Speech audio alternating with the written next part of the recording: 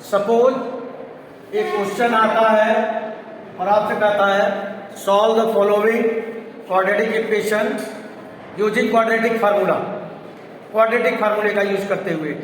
या ये भी पूछ सकता है कि find the discriminant of the following quadratic equation following polynomial, nature of the roots, कुछ भी। तो सबसे पहले ए की वैल्यू क्या बेटे, बी की वैल्यू क्या है और सी की वैल्यू।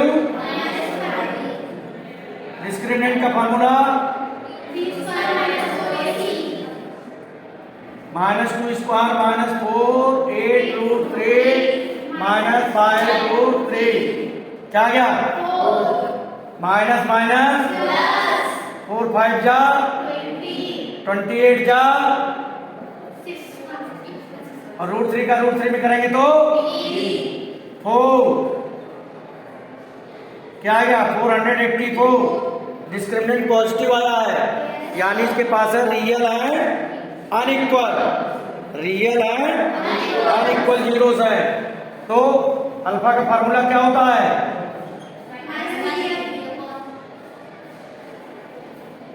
यही तो सीखे हो। माइनस बी क्या है, देखो ये बहुत गलती होती है, -2 √d, डी की वैल्यू क्या है, ए की वैल्यू क्या बेटे, माइनस माइनस क्या हो गया, ये 22 का होता है। पेयर बना के नीचे आ गया 16√3, ऊपर आ गया 24/16√8 से डिवाइड कर सकते हैं, रेशनलाइज कर लें, √3 का ऊपर नीचे मल्टीप्लाई कर लें, 3 × √3 2/√3 × √3 3√3/2 × 3 कैंसिल आओ, पहला आंसर आ गया आपका √3/2। बीटा भी निकालना है, अभी तो आपने अल्फा निकाला, बीटा भी निकालिए। बीटा का फार्मूला क्या होता है बेटे, -2 -484 2 × 8√3 2 -22/16√3 -20/16√3 -5/4√3 √3 का ऊपर नीचे मल्टीप्लाई कीजिए, -5√3/4 × 3, ठीक है ना। √3 का आपने नीचे ऊपर मल्टीप्लाई किया 5 4, अच्छा अब आपका ये आंसर आ जाएगा -5√3/12। ये है आपका बीटा, यानी अल्फा और बीटा दोनों चीज आप ले आए। तो इसमें नया क्या है, नया कुछ नहीं है, क्वाड्रेटिक फार्मूले का आप यूज करना जानते हैं। नया ये था कि रूट देख के आपको लगता है डर, रूट और कांस्टेंट क्वांटिटी को देखकर आपको डर लगता है। तो एक क्वेश्चन कांस्टेंट क्वांटिटी, लेकिन आपको डरने की जरूरत नहीं है। आपसे सबसे पहले गलती जो हो सकती है, पहली गलती, बी की वैल्यू आप लोग -2 नहीं लिखते हो, सी की वैल्यू -5√3 नहीं लिखते हो, माइनस का ध्यान रखना। दूसरी बात, डिस्क्रिमिनेंट निकालते समय माइनस माइनस प्लस हो गया, नंबर का नंबर में कर लेंगे और रूट का रूट में। अब मैं लेता हूं कांस्टेंट, नोट कर लीजिए कांस्टेंट। देखिए ये आपका क्वेश्चन है और इसको आपको सॉल्व करना है, राइट।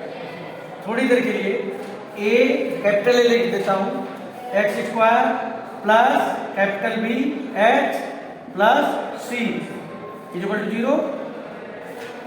क्वाड्रेटिक पॉलिनोमियल यही तो होता है। क्या आ जाएगा, जो आप a लिखते हो ना, a प्लस b, b क्या आ जाएगा बेटे और c क्या आ जाएगा। अब आप यहां पर डिस्क्रिमिनेंट में ये लिखोगे तो अच्छा नहीं लगेगा, क्योंकि b में भी b खुद आ रहा है, capital B² minus capital 4ac, मैंने स्टैंडर्ड फॉर्म में वही लिखा है। तो बेटा b क्या है -2b, a क्या है a प्लस b और c क्या है, ठीक है। यहां क्या आ जाएगा 4b² माइनस का स्क्वायर प्लस 2 का 4 और b का b²। अब माइनस माइनस क्या हो जाएगा बेटे, ए प्लस बी ए माइनस बी मल्टीप्लाई करोगे तो क्या हो जाएगा? ओपन करो, कैंसिल आउट हो गया। डिस्क्रिमिनेंट क्या आ गया? अल्फा का फार्मूला क्या होता है बेटे? अल्फा कैसे निकालते हो आप लोग? Minus b plus under root d upon minus b minus 2b, हाँ जी, डी शाबाश ए,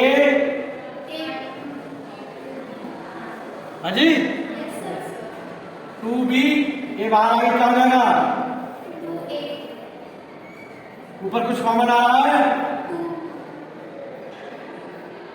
क्या? न्यूमरेटर डिनोमिनेटर में सेम क्वांटिटीज हैं। आंसर क्या आ गया? ऐसे ही आप बीटा भी निकाल सकते हो। बीटा का फार्मूला क्या होता है?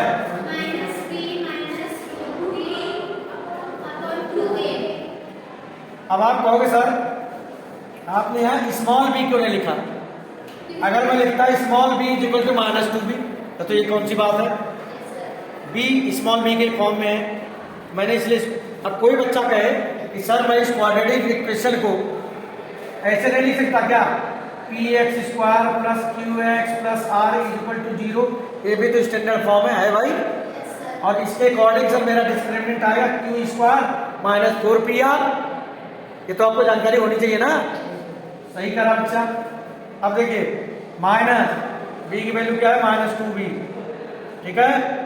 डी की जगह 4a स्क्वायर अपॉन 2, ए की जगह a plus B, sorry minus बीच में रख लो बस, 2b minus 2a upon 2a plus b, ऊपर 2 कॉमन आ रहा है, क्या बचेगा? b माइनस a प्लस, यहाँ पर मत करने लग जाना कि कट गया, वहां पर सेम सेम थे इसलिए कैंसिल आउट हो गए थे, यहाँ पे कैंसिल आउट।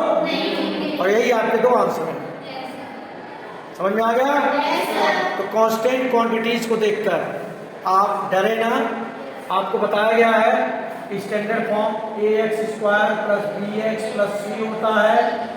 मैं कह रहा हूँ P x square plus Q x plus R भी हो सकता है, M X square plus N X plus P भी हो सकता है।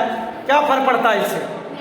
हमको तो ये चाहिए एक्स स्क्वायर वाला टर्म होना चाहिए। क्वाड्रेटिक पॉलिनोमियल की यही पहचान होती है। कोई दिक्कत?